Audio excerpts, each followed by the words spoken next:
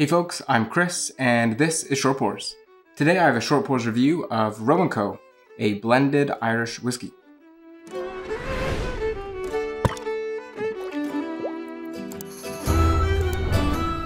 The whiskey is a blend of various Irish malt and grain whiskies, aged in second fill bourbon casks for a minimum of 3 years.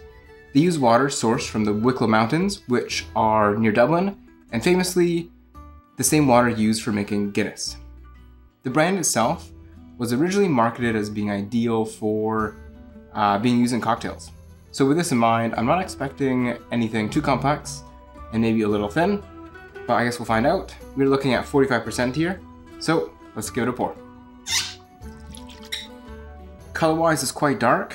I say a reddish amber. I really like the color. The nose on this is light.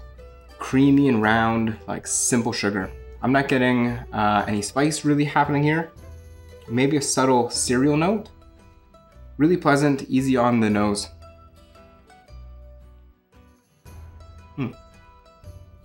As a blend, I think they've done a great job of making this balanced. It's sweet with like fruit and vanilla.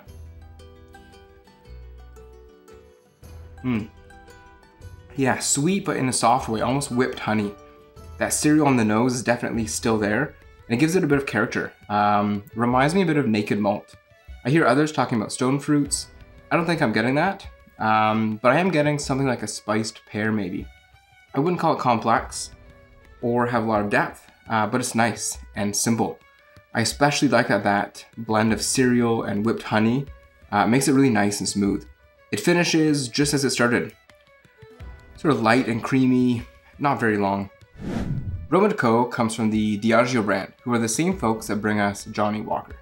This is a relatively new brand, only starting up back in 2019. But interestingly, they took over an old family-run distillery known as the Thomas Street Distillery in Dublin. And you guessed it, it was run by the Roe Co family. It closed its doors back in 1926. I am a sucker for cool packaging and design, and this bottle does not disappoint. The agency who worked with Diageo on this brand also does Lagavulin for them. I love the long rounded shoulder.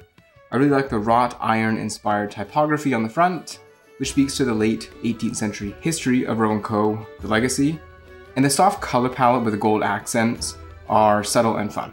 I also really like that they include a nod to the history right on the label.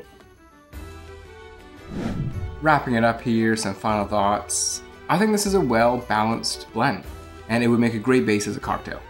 I would turn this into an old-fashioned any day. But would I drink this on its own? Absolutely. This is a cheap, simple sipper, as I've heard someone call it before. Especially if you're having some food, and you don't want to be worried about how the food will affect the taste of the whiskey. This would be great to accompany any meal. I think this bottle is a nice, light, creamy, easy drinking blend. Here in Canada, this goes for about $45 a bottle, which is only $5 less than Jameson. For that price, I'd have Roe Co on my shelf instead any day. And lucky for me, now I do. Let me know your thoughts below. If you haven't already, like and subscribe, and I'll see you soon. Thank you so much.